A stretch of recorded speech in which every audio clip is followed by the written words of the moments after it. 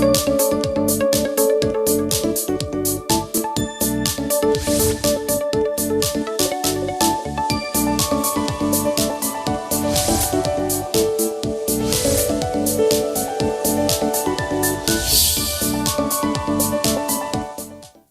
was the last time you paid a visit to the dentist? Are you among persons who wait until something is terribly wrong with your teeth before running to the dentist?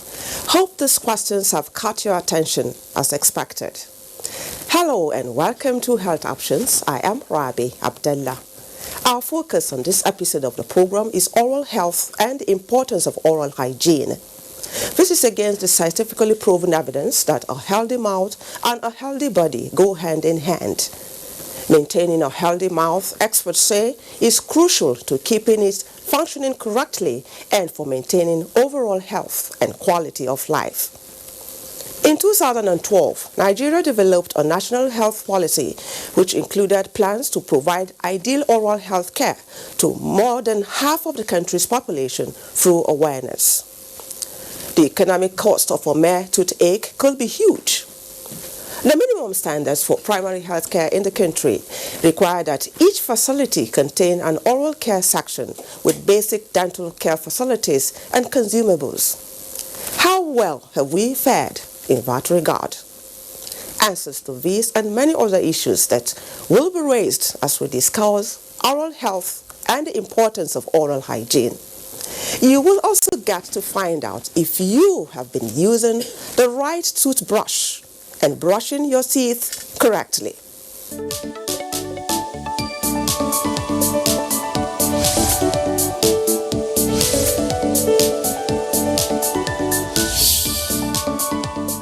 You are watching Health Options and our focus is oral health and the importance of oral hygiene. And joining me in the studio to take us through the discussion is the Director, Head of Dentistry, Federal Ministry of Health, Dr. Boladale Alonge. Welcome to Health Options, Dr. Alonge. Thank you very much. Okay, so I would like you to start by telling us what one seems to be saying at the mention of oral health and oral hygiene. Well, oral health is a state of the well-being without pain of the mouth, the oral cavities, the facial tissues, and other structures, even going down to the throat. Those are the more recent definitions of oral health. You can simply define that as oral health. There are no limitations to the normal functions of the oral cavity, such as smiling, eating, chewing, and other things. What about oral hygiene? Well, oral hygiene is just a little aspect, where you're just like hygiene. That's the hygiene of the mouth. Cleanliness. Oral, yeah. Okay. Oral is mouth. Hygiene is hygiene. Yeah. So it's about keeping the mouth clean. Yes, and healthy. Because oral hygiene is important because it controls a lot of other. It's a major factor that controls a lot of oral diseases, especially the gum diseases that you will call periodontal diseases, and the dental caries, which are simply that's hole inside the tooth. That's the hard tissue. Okay, so what are some of the consequences of neglecting oral hygiene? And I would equally like you to take us through some of those common oral health issues. Oral hygiene is important to a lot of oral diseases. And then, of course, number one is gum diseases, which are more common in this part of the world. That we call them periodontal diseases. And, then the dental caries, which are which is hole inside the tooth, and then more recently, NOMA. Oral hygiene is also a major factor. NOMA is a devastating destruction of the facial tissues. It's called the face of poverty. Oral hygiene is also a very important factor. So we must make sure our oral hygiene is in good condition. And there are some researches recently that shows that pregnancy outcomes are affected by oral health. So when there is poor oral hygiene, we found out that some researches have, shown that there are usually, worse outcomes in the the babies and the mothers at term. So that's why pregnant women are expected to prioritize oral hygiene when they are in that stage. Yeah. Visit their oral health facility as much as possible. Okay. I don't know. I know that you as a professional in a better position to let us into what actually obtains. Do we have this culture? For instance, I'm aware that the ideal thing is for one to pay 2 visits to a dentist in a year at 6 months interval. Is that practice really rooted here amongst us as Nigerians? Well, that's a good one. We can study that. But just like saying general medical checkup, how many people, even once a year or in 2 years, go for general medical checkups, So definitely, it's not really in our culture. We don't usually go when there is no problem. So many people have not imbibed that culture. But at least many people are brushing their teeth. That's Is that enough? Is that enough? No, that can be enough. That's not enough. That can be enough. For everybody, that can be enough. For some people, it's okay, but for many more people, there are so many factors. So it's good for one to visit the dentist because, like we say, the mouth is the gateway to the body. When you visit a dentist, the dentist, from looking at the mouth, which is also the mirror of the body, can detect a lot of other problems in the body. From the mouth, for instance, a dentist can pick HIV, can pick diabetes. It's reflected. You can see the signs in the mouth from just saying open your mouth. You can see diabetes, measles, so many things you can see from. Okay, for those who even are aware of the fact that they need to indulge in certain practices to ensure oral hygiene and good oral health, how accessible are facilities? For instance, if I live in a rural area and I want to access oral health care, is it easy for me to access that? That's a big question because, Nigeria is a big country. We want everyone to be able to access oral health at the nearest healthcare facility, but it's not really practicable because. Why is it not practicable? When you look at, I'm just telling you that when you look at the resources of government, the population, and, the cost, of, the equipment, the personnel. For instance, we have about less than 5,000 dentists to our teeming population of over 190 million, which is a far cry from WHO recommendation of 1 to 2,000. Yes, that obtains in some developed countries anyway. Yes, but the government, through the newer policies of government, like the new strategic development plan, we're thinking of, train the people that are available at the health facilities for the basic package of oral health care. At each, facility at the grassroots level, and then refer the ones that cannot be taken care. So that seems to be the thinking of government at this time, so that we should be realistic that this is what we should integrate oral health into the existing facilities, and with time, things will improve. But certainly, there must be activities to integrate oral health. The grassroots. Even within the urban centers where you have such facilities, affordability is an issue, and I know what I'm talking about. We're talking about universal healthcare. That includes universal oral healthcare. So that's one of our thoughts, the new policy we're trying to develop.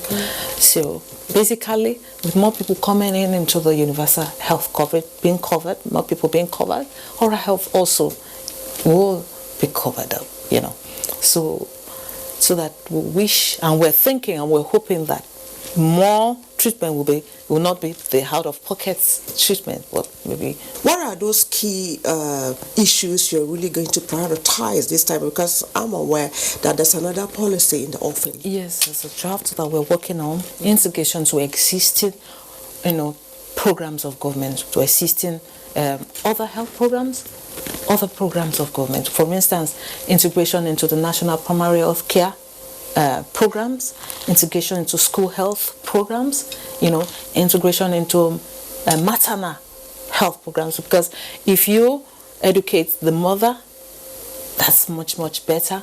You are educating the whole family, and if you catch them at that stage, a lot of diseases, oral diseases inclusive, will be prevented at that stage. And of course, universal health care coverage. Those are the changes. Okay. Some experts have said it out there that the feeling with mercury has its health hazards. Can you, let us into that? Well, what are the new safer ways of, remedying or deteriorated oral health care? You see, the issue of mercury, the safety, I wouldn't really want to say that it's not safe, because we've been using dental amalgam for over 150 years in places like America. If it was that bad, we would have had issues coming up. But the major factors are the handling of mercury that is inside dental amalgam. For instance, inside the dental clinic, how is it handled? How is it disposed? And because there's a global trend to move away from mercury use, not only in dentistry, but in other things such as thermometers and all that, and a lot of things. So also because Nigeria is part of a treaty to phase down and phase out the use of mercury and so many things. As far as dentistry is concerned, it's not a phase out, it's a phase down of dental amalgam. We are part of the treaty, and we've also developed a policy on that, a guideline to phase down amalgam use, because especially in susceptible people like pregnant women and children, yes. There are other options coming up. Even those studies should show whether they are truly safe also, but that's by the side. It could also be costly, That's why we said, okay, we are just phasing down gradually. It's not as if it's an alarming thing and say, oh, you're putting mercury in your mouth. No, dental amalgam in mercury is quite latent. It's not, it doesn't, it stays there. It doesn't usually affect the individual. It's usually, like I told you, the handling process. And so we have decided together with the rest of the world to phase it down gradually. And of course, there are other, they may not be as, strong, as durable. And so, but we'll get there. We're still having other options. They're usually white-colored, tooth-colored filling materials. So what would you say are some of those commonest things that we indulge in as Nigerians that are really detrimental to our oral health? Well, there have many habits like toothpicks. Okay. Toothpicks are not good for you. We shouldn't pick our yes. Okay. Because usually people tend to increase the pockets, the way they use the toothpicks. It's safer to use the dental floss. It's like a rope. You use it to clean in between. It's much, much safer to do that. And then, of course, maybe opening the bubble with your teeth, So there's so many little things that we do. But the best thing I would advise is you visit your dentist, so that I will not give you all the tips here.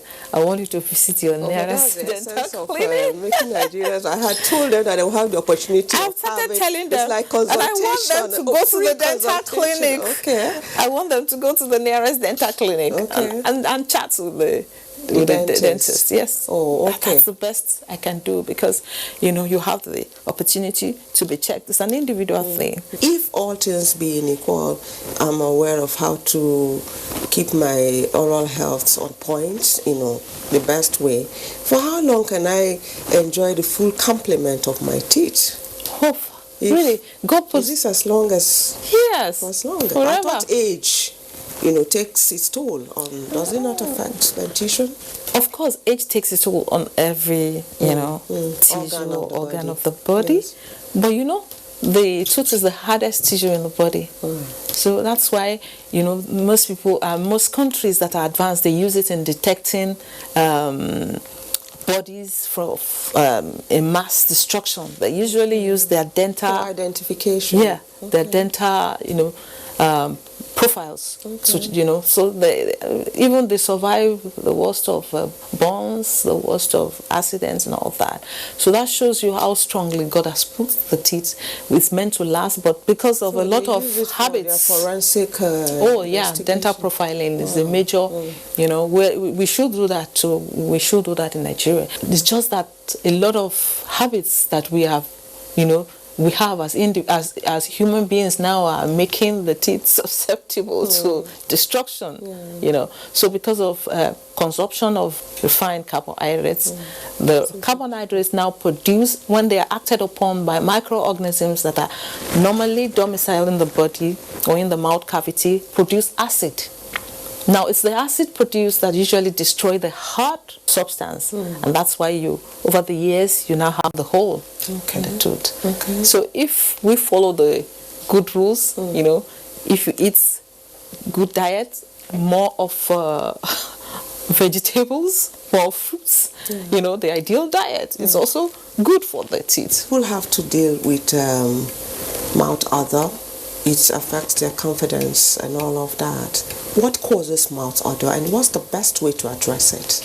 Yeah, mouth odor, it's halitosis, like we call it. Yes. It can be from the local region, that's the mouth, and it can be from other parts of the body, from the ear, nose, and throat, the sinuses.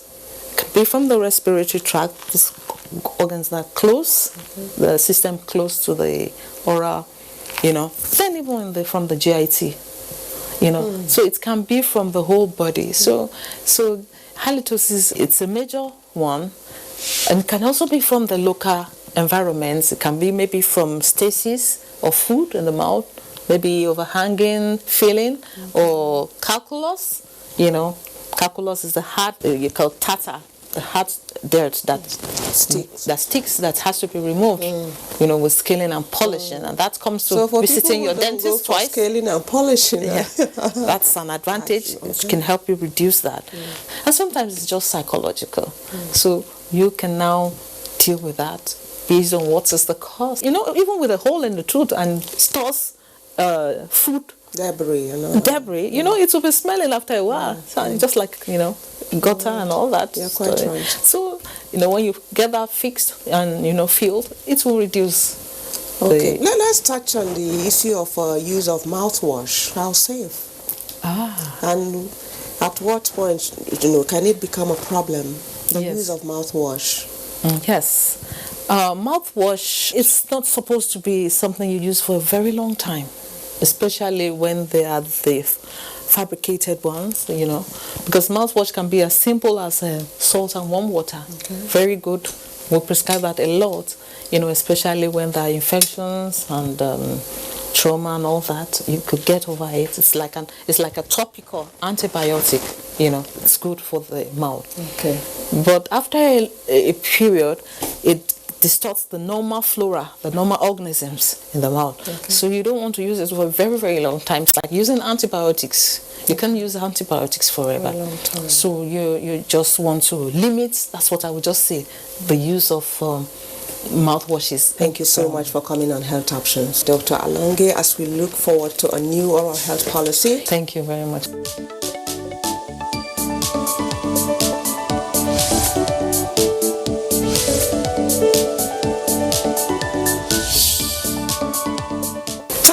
To go over to the segment where you have the opportunity to watch and, as expected, get enlightened about how to care for your mouth and the other component of the mouth for total oral hygiene.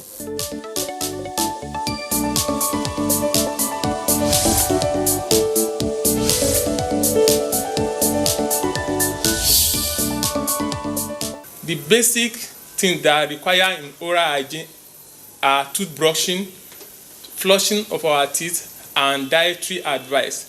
When we are talking about brushing, you need toothpaste, you need toothbrush. Your toothpaste must contain fluoride, depend on your taste. When we talk about the toothbrush, it must be medium grade, unless you are a chronic smoker.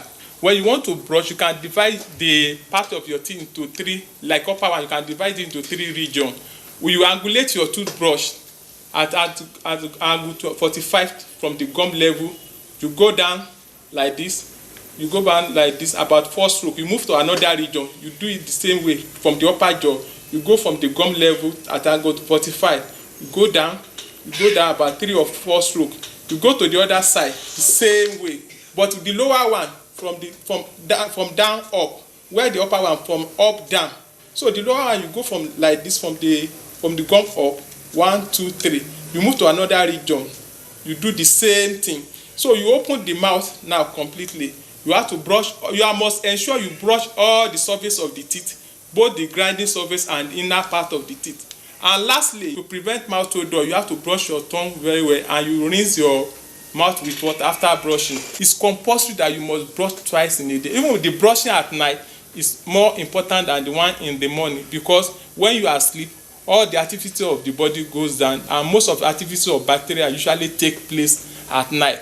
Apart from that, you have to see your dentist twice in a year for dental checkup and for professional cleaning. We call it scaling and polishing. We have therapists in the dental clinic that will help you to clean your teeth, because there are some areas you may not be able to clean properly, because most of the dental problems, they do not start with pain.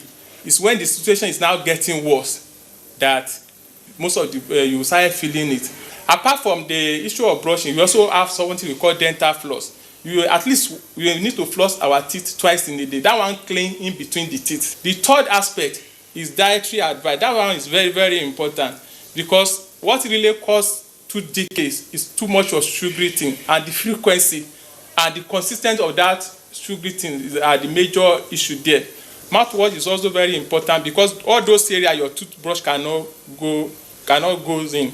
The mouthwash can go inside it. It's also reduce the plaque accumulation, that is accumulation of the germs on the teeth, to reduce it.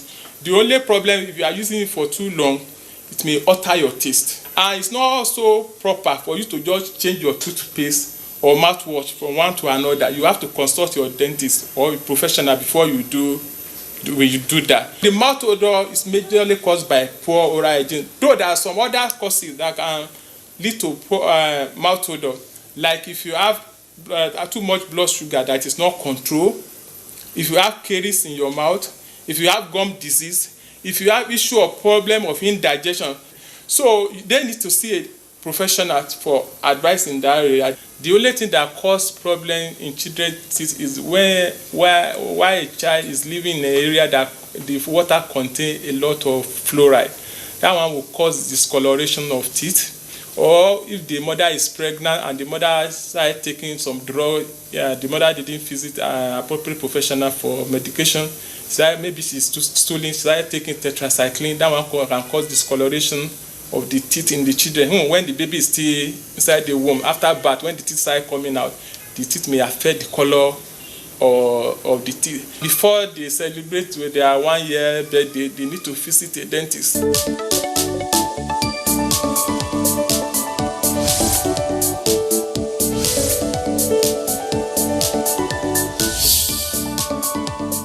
Neglecting oral hygiene comes with a lot of unpleasant consequences. So, if you wish to still be able to go on tearing, biting and chewing your favorite foods and cracking bones with the full complement of your dentition, even at 100 years, you must embrace oral hygiene culture. That's a wrap on this week's episode of Health Options. A quick reminder that you can go to our YouTube channel to watch the upload of these and other episodes of the program. Email us for your comments and contributions at healthoptions@nta.gov.ng. My name is Rabi Abdullah. Thanks for watching. Hope to see you again.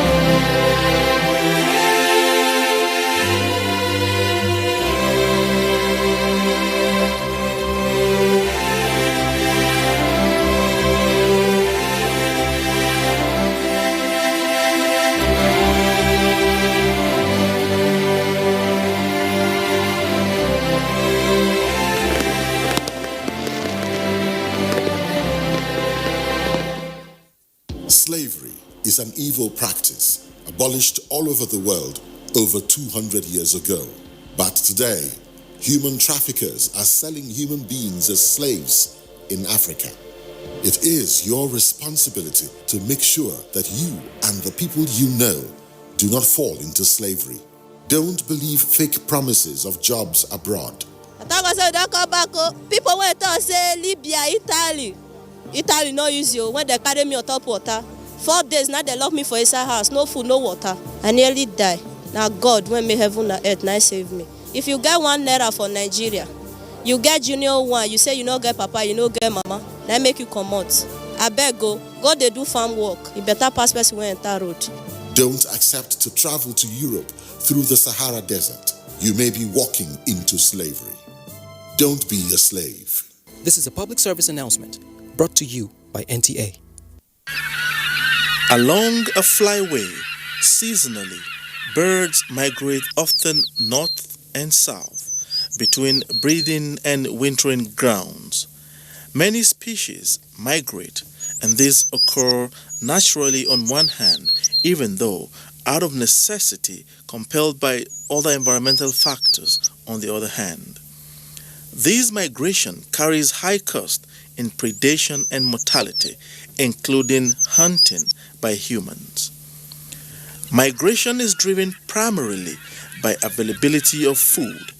It occurs mainly in the northern hemisphere, where birds are funneled onto specific routes by natural barriers such as the Mediterranean and Caribbean seas. Migration dates back to about 3,000 years. Every year, on the 9th of May, the United Nations celebrate World's Migratory Birds Day to create awareness and promote safety of birds that migrate.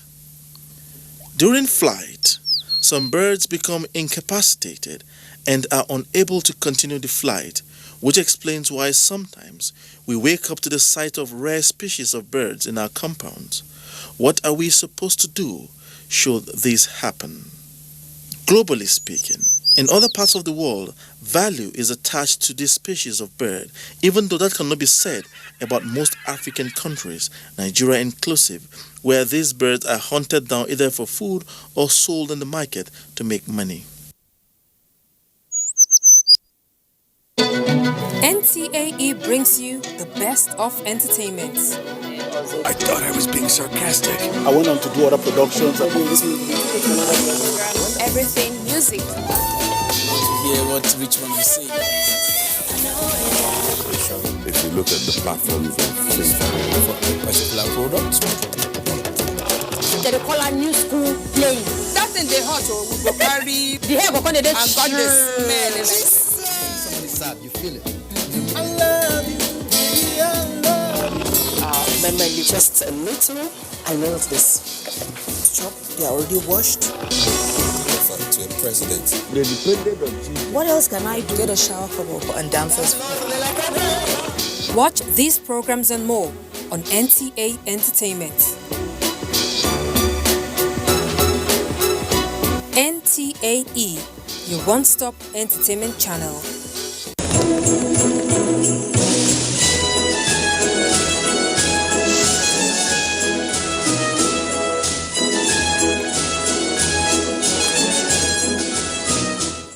You can follow us on all our social media platforms: Facebook at NTA Network News, Instagram at NTA Network, Twitter at NTA News Now, YouTube at